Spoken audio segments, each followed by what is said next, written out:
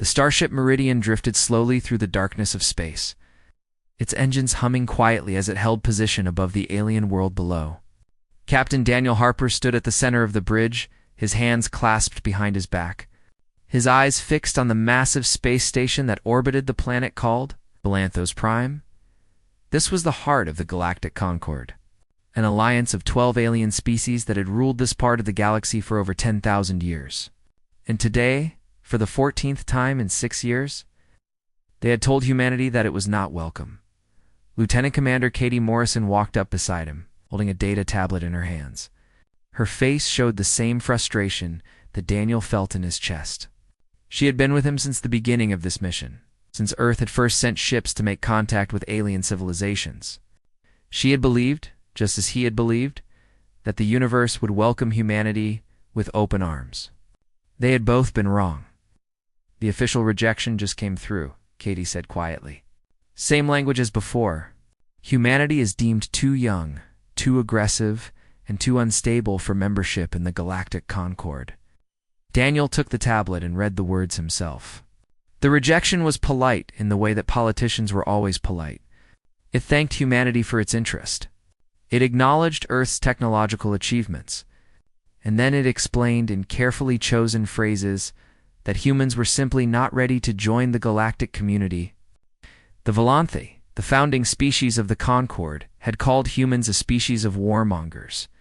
The Crithian ambassador had suggested that Earth be quarantined to its own solar system, cut off from the rest of the galaxy like a disease that needed to be contained. 14 rejections, Daniel said, setting the tablet down on the console beside him. 6 years of trying. 6 years of showing them who we really are, and they still see us as nothing more than savages. Christopher Vance, the young communications officer, looked up from his station. Sir, I have Secretary General Lawson on a secure channel from Earth. She wants a full report. Daniel nodded and straightened his uniform. Put her through. The holographic display flickered to life, and the image of Patricia Lawson appeared before him. She was a woman in her 60s, with silver hair pulled back from her face and eyes that had seen humanity through its darkest hours. She had been Secretary General of the Earth's Coalition for 12 years now, guiding the planet through first contact and everything that came after. If anyone understood what this rejection meant, it was her. Captain Harper, she said, her voice calm but heavy with disappointment. I received the preliminary report. Another rejection. Yes, ma'am, Daniel replied. The council voted unanimously against our petition. The Valanthi representative gave a speech about human aggression. He mentioned our world wars, our nuclear weapons, our history of conquest and colonization. He said that humanity had not yet proven that it could exist peacefully with other species. Patricia was quiet for a moment.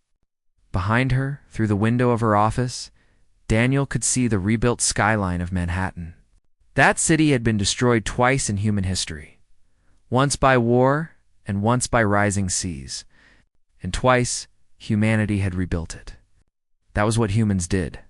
They fell down and they got back up. What about the other species? Patricia asked. Was there any support for our petition? Some, Daniel admitted.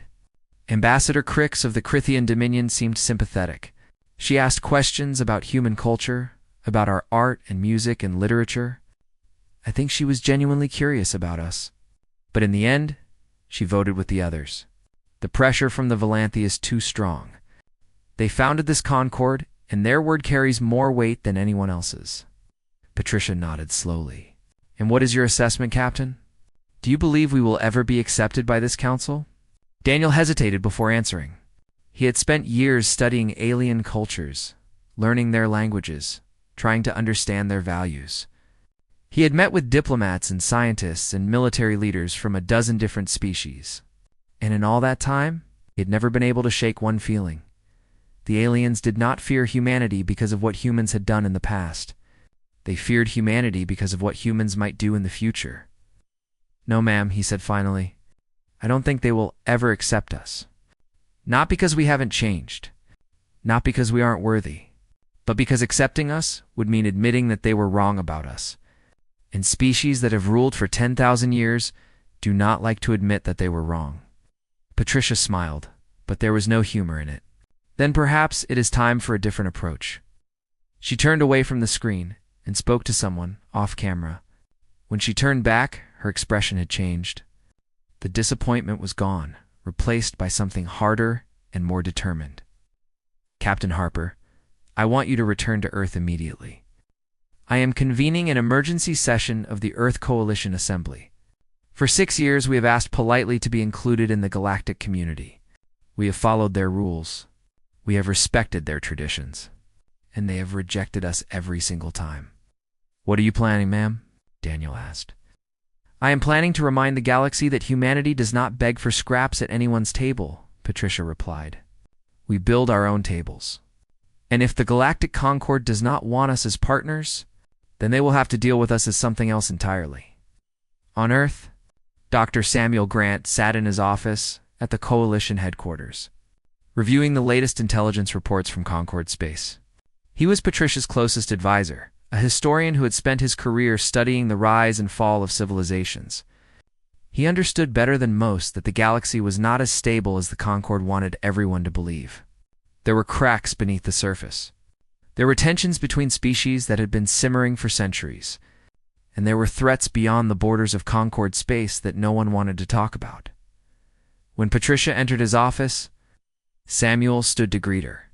I heard about the rejection, he said. I'm sorry. Patricia sat down across from him. Don't be sorry. Be ready. I need you to prepare a full briefing for the assembly. I want them to understand exactly what we're dealing with. What are you going to propose? Samuel asked. Patricia looked out the window at the city below. Millions of people lived in this city alone, and billions more across the planet. They had survived ice ages and plagues and wars that nearly destroyed them. They had climbed out of the darkness again and again, and they would not be dismissed by species who had never faced a fraction of what humanity had overcome. Going to propose that we stop asking for permission, she said. The Concord thinks we're too aggressive, too unpredictable. Then let's show them what human determination really looks like. Not through war, not through conquest, but through strength, through unity, through proving that we don't need their approval to make our mark on this galaxy. Samuel nodded slowly. He had known Patricia for 30 years, and he had never seen her back down from a challenge. The Assembly will support you, he said. But the Concord won't be happy. The Concord hasn't been happy with us since the day we first appeared on their doorstep, Patricia replied. That's not going to change no matter what we do. So we might as well do what's right for our people. The emergency session of the Earth's Coalition Assembly was held 3 days later. Representatives from every nation on Earth gathered in the Great Hall.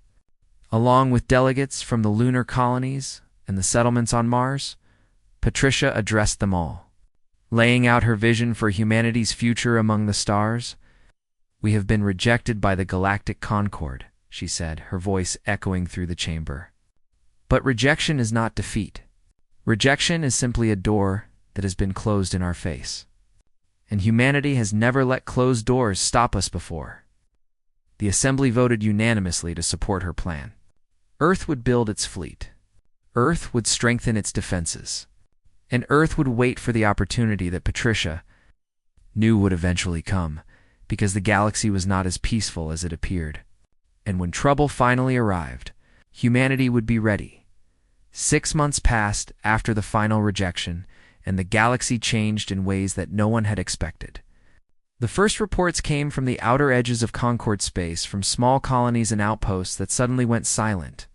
At first, the Council dismissed it as equipment failure or local problems. Then the refugees started to arrive, telling stories of black ships that emerged from nowhere and consumed everything in their path. The Shade Collective had come. High Counselor Theverin stood before the emergency assembly on Valanthos Prime, his tall and slender form trembling as he spoke to representatives from all 12 member species. His skin, which normally showed the calm blue color of a peaceful Valanthe, had turned a pale gray that reflected his fear. The situation is worse than we initially believed, he said, his voice struggling to remain steady. The Shade have taken 14 colony worlds in the past 30 rotations. Our combined fleets have engaged them 7 times. We have lost every engagement. Murmurs of fear spread through the chamber. The Crithian ambassador, A creature with 4 arms and a face covered in hard plates stepped forward to speak. Her name was Crix. She had been one of the few council members who had shown any sympathy toward humanity during the membership debates. "What do we know about these invaders?" she asked. "Where do they come, FR?" What do they want?" Theveron activated the holographic display at the center of the chamber. Images appeared showing the shade vessels, massive black structures that looked more like floating cities than ships. They moved through space in swarms, thousands of smaller craft surrounding the larger ones like insects around a hive. "The Shade Collective appears to be a cybernetic hive mind," Theveron explained. "They do not communicate. They do not negotiate. They simply consume. Every world they have taken has been stripped of all resources, both natural and biological. The populations have been absorbed into their collective." "Absorbed?" Crix's mandibles clicked in horror. "You mean they take living beings?" "They take everything," Theveron replied. "Metal, water, organic matter. They convert it all into more of themselves. Our scientists believe they have been doing this for millions of years, moving from galaxy to galaxy, consuming everything in their path." The chamber fell silent as the implications sank in. This was not a war that could be won through diplomacy or negotiation. This was a fight for survival against an enemy that saw all other life as nothing more than raw material. A delegate from the Sorthon Collective, a species of tall beings with skin like polished stone, rose to speak. "What are our options? Can we mount a defense?" Theveron's expression grew even more troubled. "Our combined fleet numbers, approximately 400 combat vessels. Based on our projections, the Shade Force currently in Concord space includes at least 3,000 ships, with more arriving every day. At our current rate of engagement, we will be overwhelmed within 1 standard year." "Then we must seek allies," Crix said. "There are other species beyond Concord space. The Thoraxians, the Void Walkers, the humans." The mention of humanity caused an immediate reaction. Several delegates began speaking at once, some in anger and others in fear. Theveron raised his hand for silence. "The humans are not members of this Concord," he said firmly. "We cannot ask them for help. Cannot or will not," Crix challenged. "We rejected them 14 times. We called them savages and warmongers. And now, when we face extinction, our pride prevents us from asking for their assistance." "It is not pride," Theveron replied, though his voice lacked conviction. "The humans are unpredictable. We do not know how they would respond to such a request. They might demand terms that we cannot accept. They might use the situation to gain power over us." Crix made a sound that might have been laughter. "High Counselor, the Shade are coming to consume us all. What power will any of us have if we are all dead?" The debate continued for hours, but no decision was reached. The council was paralyzed by fear and pride in equal measure. Far from Valanthos Prime, in the region of space that humans called the Sigma Reach, Admiral Gregory Cole stood on the bridge of the Earth Coalition flagship constellation. He was a large man with a weathered face and gray hair cut short in military fashion. He had commanded ships for 30 years. He had never seen anything like the reports that were now coming across his screens. Commander Linda Price. His tactical officer highlighted the projected invasion path on the holographic display. She was younger than him by 20 years, but she had a sharp mind and steady nerves that had saved lives more than once. "The Shade advance is accelerating," she said. "They've taken 3 more worlds in the past week. But the interesting thing is their trajectory. They're not moving directly toward the Concord core worlds." Gregory studied the map carefully. The Shade were spreading out in a wide arc, taking worlds on the periphery while leaving the center untouched. It was a pattern he recognized from his years of study in military history. "They're surrounding them," he said. "Classic encirclement. Take the outer territories first, cut off supply lines and reinforcements, then move in for the kill. Sir, if they continue on this path, they'll eventually reach the Terran colonies in the Sigma Reach," Linda said. "We're directly in their expansion zone." Grigori nodded slowly. He had been expecting this. From the moment the first reports of the Shade arrived, He had known that humanity would eventually have to face this threat.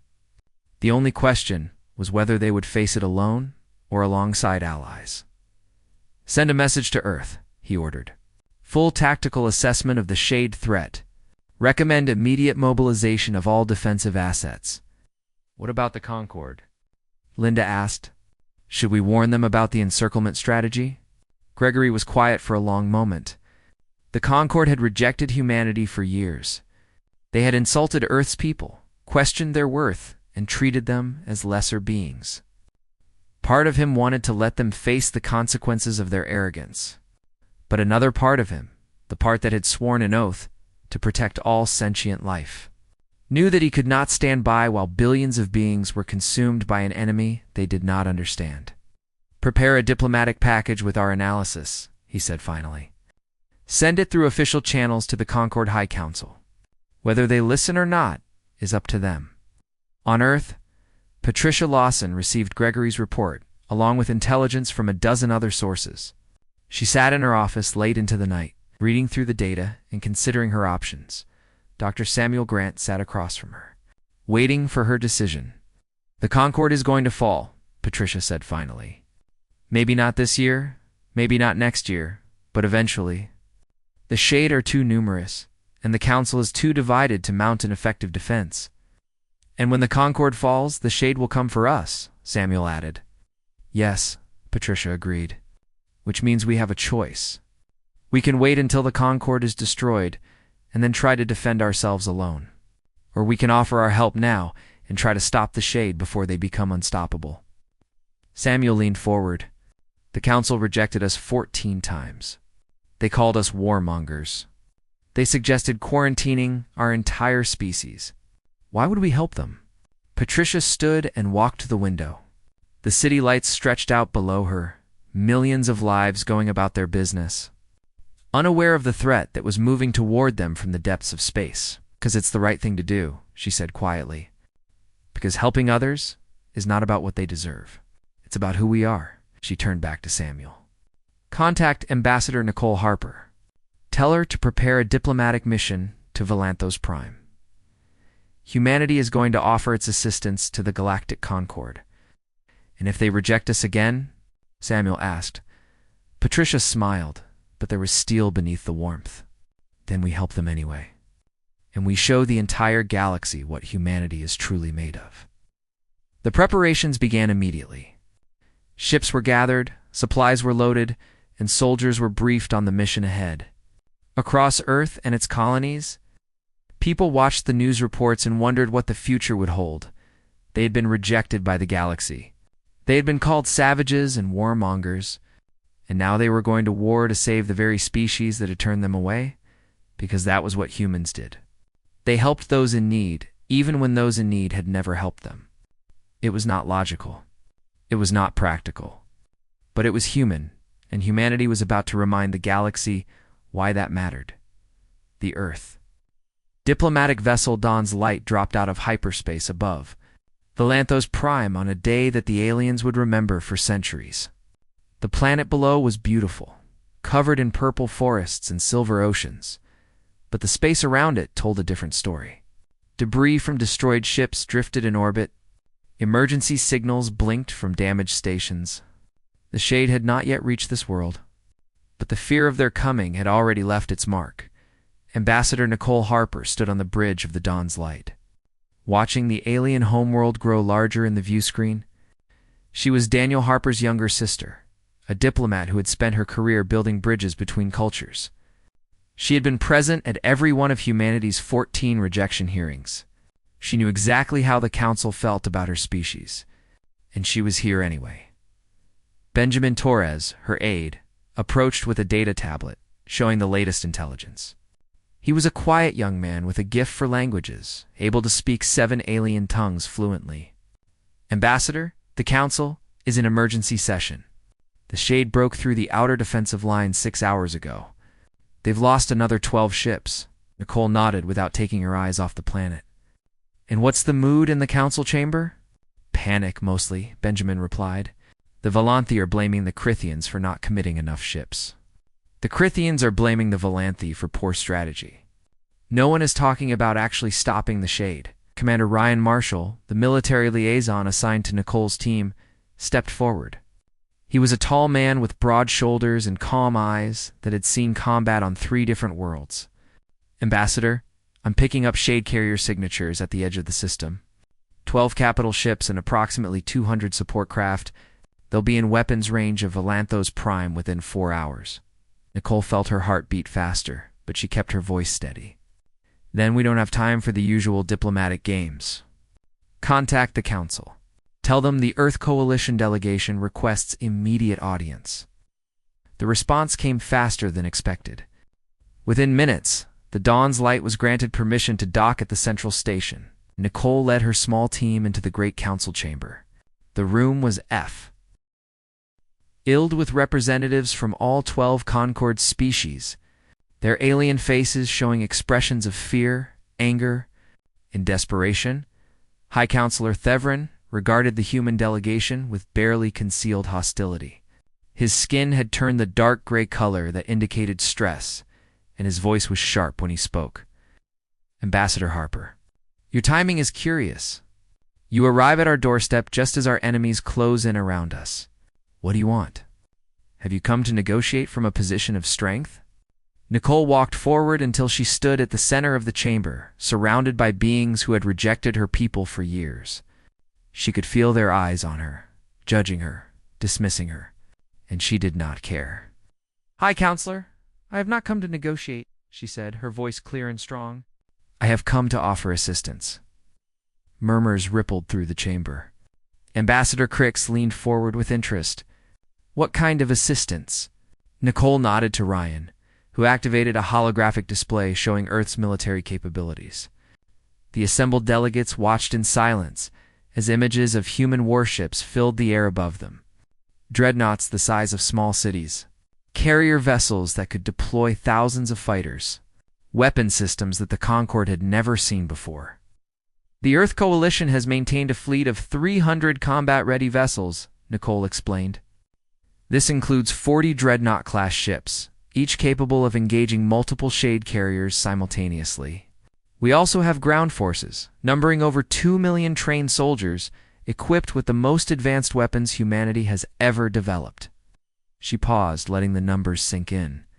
We offer all of this in defense of Concord space. No conditions. No demands. Simply an offer of help. The chamber erupted in confused noise. Several delegates spoke at once, some expressing disbelief, and others asking questions that nobody could answer. Thevrin raised his hand for silence. And what do you want in return? He demanded. Membership in the Concord? Territory. Political power?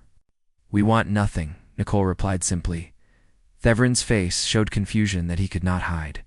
Nothing? You would commit your entire military to our defense and ask for nothing in return. That is not how politics works. Ambassador, Nicole stepped forward, and when she spoke again, her voice carried a weight that silenced every being in the chamber. Hi, Counselor. For 6 years, you have judged humanity by our past. You have looked at our history and seen only the wars we fought, the weapons we built, the conflicts that nearly destroyed us, and based on that history, you decided that we were not worthy of joining your Concord. She spread her hands, taking in the entire assembly. But you failed to see what those struggles taught us. We learned that survival means nothing if it comes at the cost of our principles. We learned that strength is meaningless without purpose. And we learned that the true measure of a species is not how they treat their allies, but how they treat those who have turned them away.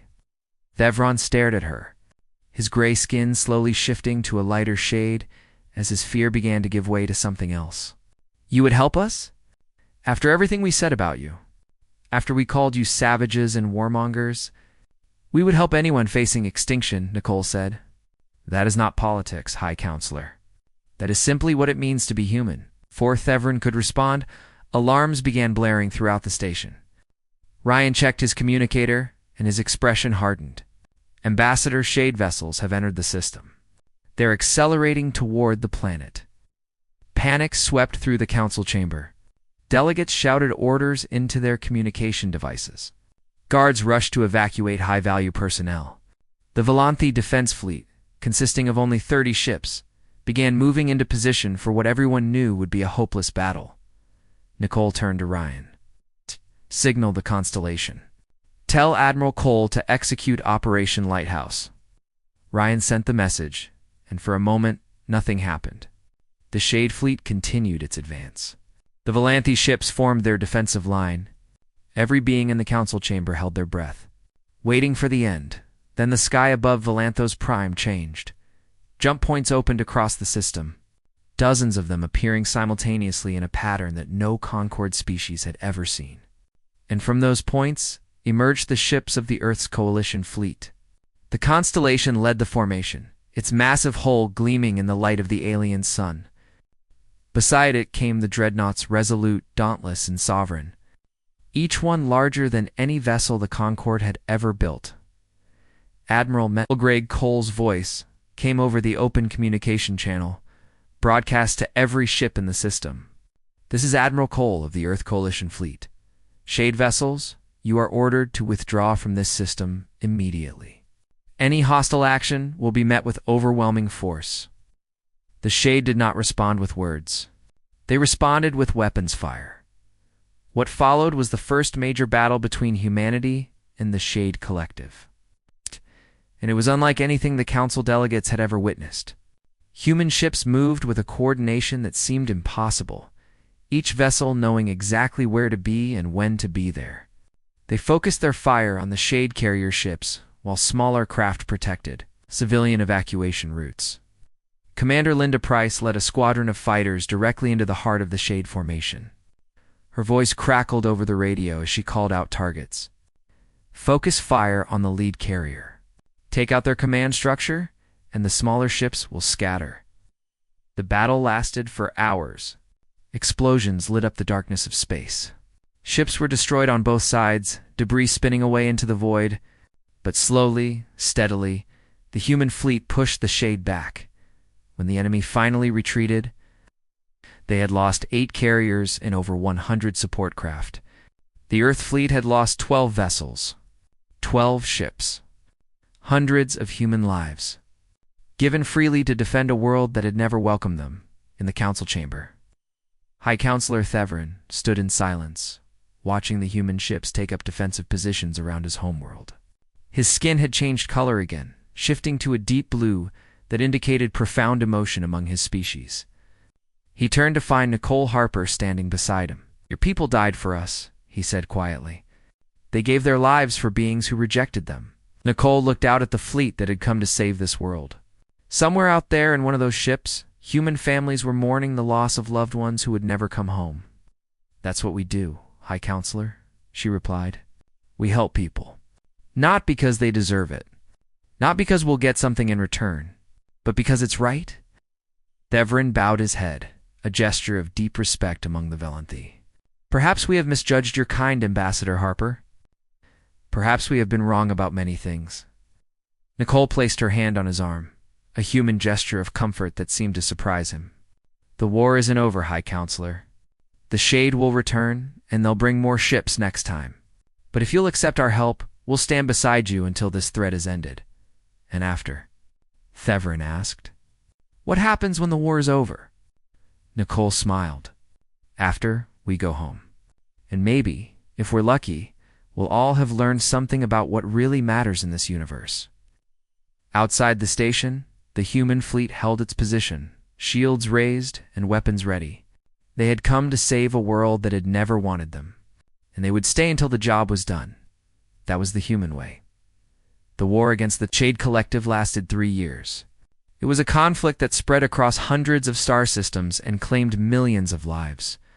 It forced species that had been rivals for centuries to fight side by side, and it changed the way the galaxy thought about humanity forever.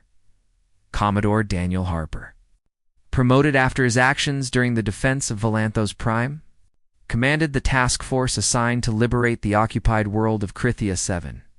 His ship, the Meridian, had been upgraded with new technology developed through collaboration between human engineers and Krithian scientists. It was one of the first hybrid vessels in the combined fleet, a symbol of the alliance that was slowly forming between species that had once viewed each other with suspicion. Katie Morrison stood beside him on the bridge, her face illuminated by the glow of the tactical displays. She had been with Daniel for 8 years now, through rejection and war and everything in between. There was no one he trusted more. "Jump complete," she reported. "We're in position above Krithia 7. Daniel studied the planet below. Before the shade came, it had been home to 12 million Krithians. Now it was a prison, the population trapped on the surface while enemy ships circled overhead. The Krithian government had written off the colony as lost. They said there was no way to break through the shade defenses without losing more ships than they could afford. Daniel had disagreed. Signal from the Krithian flagship. Christopher Vance reported from his station. "Admiral Vex wants to know why we've arrived ahead of schedule." Daniel smiled slightly. "Tell Admiral Vex that humans don't believe in schedules when lives are at stake. We're here, and we're going in." The battle plan was something Daniel had developed with Linda Price, who had transferred from the Constellation to serve as ground commander for the Liberation Force. It was dangerous. It was unconventional. And it relied on human soldiers doing what human soldiers had always done best. It's walking into impossible situations and refusing to give up, rather than attacking the shade orbital defenses directly, which would have resulted in massive casualties. Human forces would insert ground teams to disable the planetary shield generators. Once the shields were down, the fleet could target the shade carriers directly, while evacuation ships moved in to rescue the trapped civilians. Linda stood in the cargo bay of the assault ship Thunder, surrounded by 500 Marines in full combat gear. They were young men and women from Earth and its colonies, volunteers who had chosen to fight for people they had never met. She looked at their faces and felt pride mixed with sorrow. She knew that some of them would not survive the next few days. "Listen up," she called out, her voice cutting through the noise of the engines. "The Shade have 50 ships in orbit and defense platforms covering every approach to the planet. The Krithians say this mission is suicide. They say we can't win." She paused, letting the silence stretch. "But they said the same thing at Valanthos Prime. They said the same thing at Theta Station and the Battle of the Crimson Nebula. Every time someone tells us we can't do something, we prove them wrong. That's what humans do," the Marines cheered, their voices filling the cargo bay with sound that was part battle cry and part prayer. "We're going to drop through the atmosphere under cover of a diversionary attack," Linda continued. "Our target is the main shield generator in the northern hemisphere. We take that out, and the fleet can finish the job. 6 days of hard fighting through enemy territory. No backup. No reinforcements. Just us." She activated the holographic display on her wrist, showing a map of the landing zone. "Any questions?" One of the younger Marines raised his hand. "Commander, what if we don't make it? What happens to the people on that planet?" Linda looked at him with steady eyes. "If we don't make it, someone else will come. That's the thing about humanity. We never stop trying. We never give up. And we never leave people behind." The assault ships launched an hour later, dropping through the atmosphere like falling stars while the main fleet engaged the shade defenders overhead. Daniel watched from the bridge of the Meridian as dozens of human vessels traded fire with the enemy, drawing their attention away from the planet below. "Ground team is down," Katie reported. "Commander Price reports successful landing." "Casualties?" Daniel asked. 3 ships lost during descent. 57 dead. Daniel closed his eyes for a moment, honoring the lives that had already been given. Then he opened them and returned to the battle. "Keep the pressure on the shade carriers. We need to give Price and her people time to reach the generator." The ground campaign lasted 6 days, just as Linda had predicted. Her Marines fought through shade-controlled territory, facing enemies that felt no fear and showed no mercy. The shade ground forces were different from their ships. They were smaller, humanoid in shape, but made of dark metal and organic components twisted together. They moved in swarms, overwhelming positions through sheer numbers. On the 3rd day, the Marines reached the first defensive line around the generator. Linda led the assault personally, her rifle firing on full automatic as she advanced through enemy fire. A shade warrior lunged at her, its metal claws reaching for her throat. She dodged, spun, and put 3 rounds through its head. "Push forward," she shouted. "We're almost there." By the 5th day, they had lost nearly 200 Marines. The survivors were exhausted, injured, and running low on ammunition. But they kept moving. They kept fighting. Because somewhere on this planet, 12 million Crithians were counting on them. On the 6th day, they reached the generator. Linda planted the explosive charges herself, her hands steady despite the fatigue that made her whole body shake. Around her, the surviving Marines held off wave after wave of shade attackers, spending their last rounds to buy her the time she needed. "Charges set," she reported via encrypted channel. "Get those civilians out of there." In orbit, Daniel received the message and immediately gave the order. "All evacuation ships, begin descent. The shield is coming down." The explosion lit up the northern hemisphere like a second sun. The shield flickered, collapsed, and suddenly, the fleet had a clear path to the shade carriers. Human dreadnoughts opened fire with everything they had, and within hours, the enemy fleet was destroyed. The evacuation of Krithia 7 saved 11 million lives.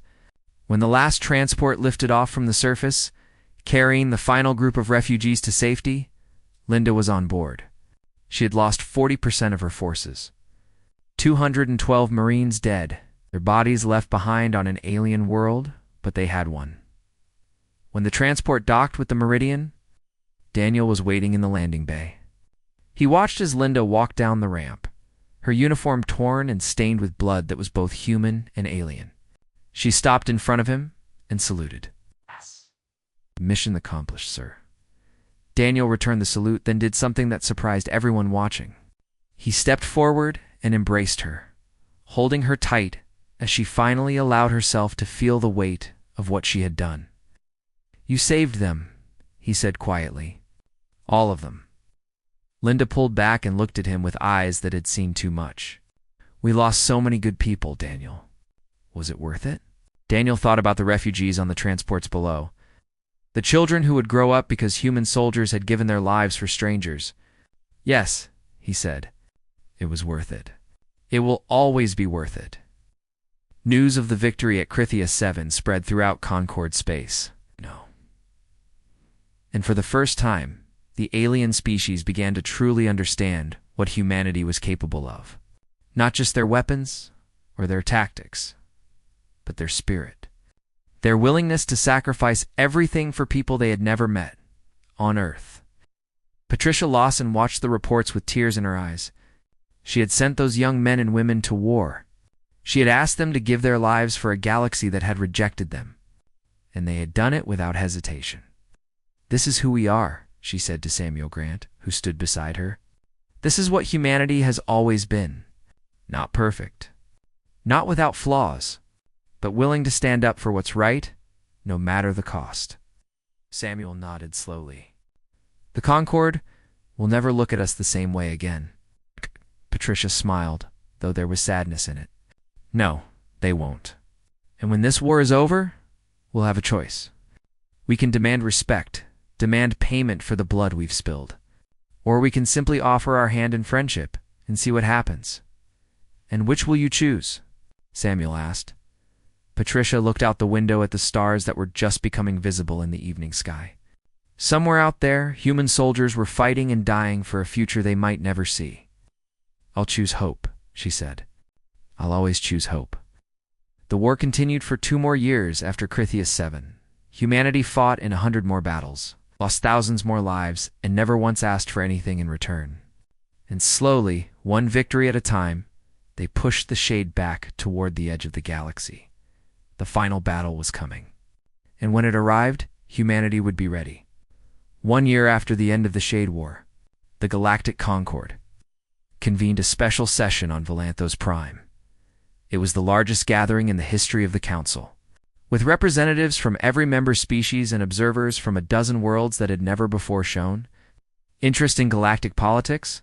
They came because they knew that something important was about to happen. Something that would change the balance of power in the galaxy forever. Secretary General Patricia Lawson led the human delegation into the great council chamber.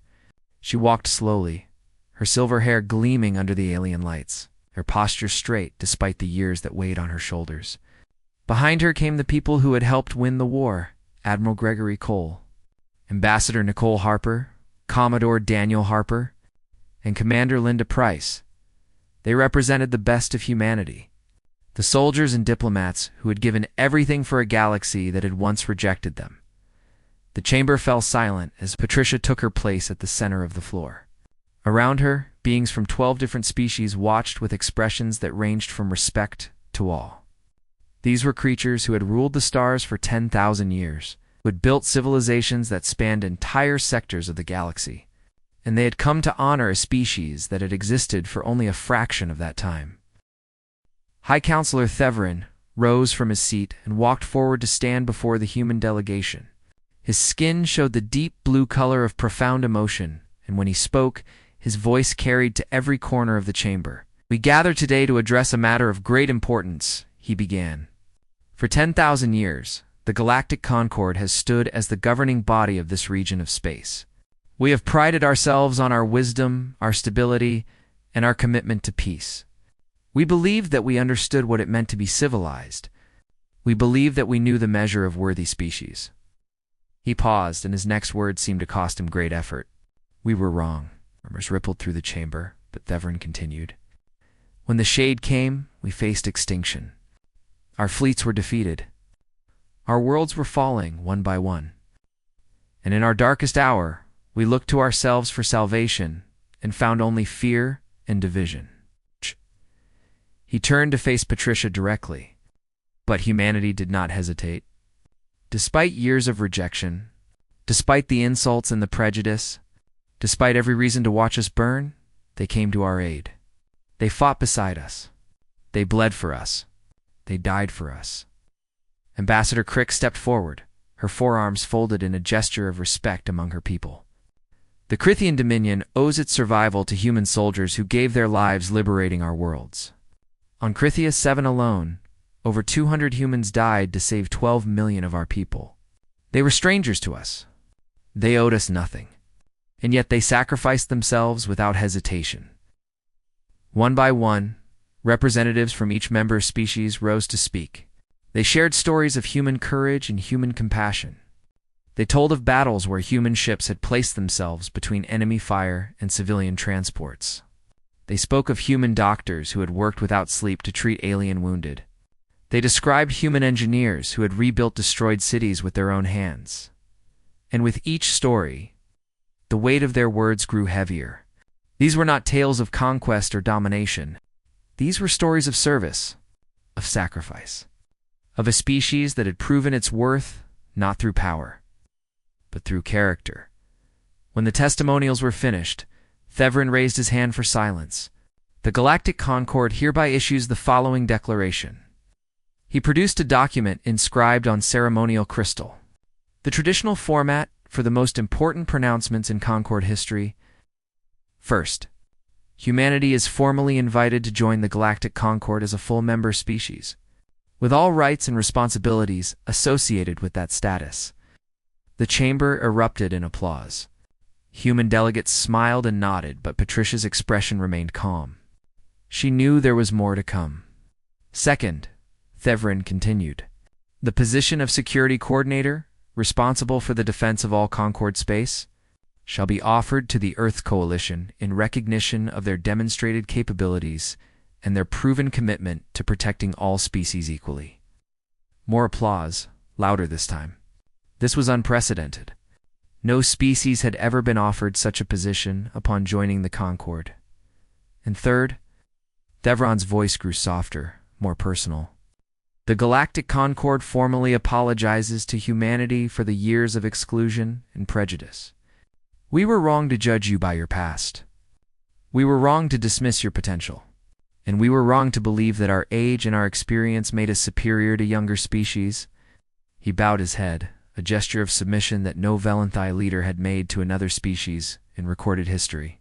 "We were wrong, and we are grateful." The chamber fell silent, waiting for the human response. Patricia Lawson stepped forward, and every eye in the room turned to her.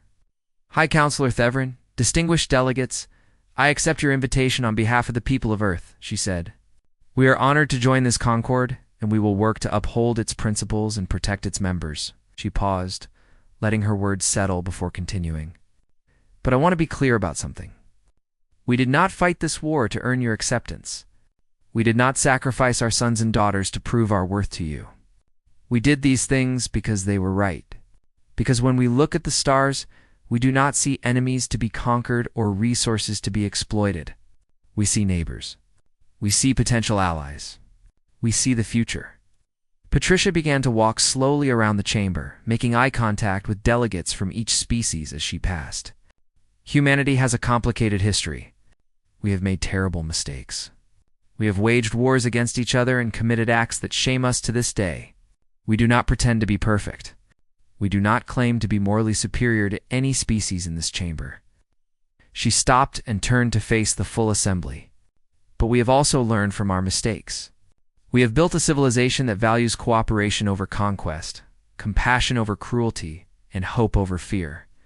We came to your aid not because you deserved it, but because helping others in need is who we are. It is what defines us as a species. Nicole Harper watched her mentor speak with pride swelling in her chest. Beside her, Daniel stood at attention, his uniform bearing the medals he had earned in battles that had nearly killed him. Linda Price, now recovered from her injuries on Krithia 7, listened with the quiet intensity of someone who had seen the cost of these words. Paid in blood. Patricia's voice grew stronger as she approached her conclusion. The war against the Shade taught us all something important. It taught us that no species can stand alone, that the divisions we create between ourselves are meaningless when faced with true darkness, and that the measure of a civilization is not found in its wealth or its technology, but in its willingness to stand up for those who cannot stand for themselves. She returned to the center of the chamber and faced Thevrin directly. You ask what humanity wants now that the war is over. I will tell you. We want peace. We want prosperity for all species, not just our own.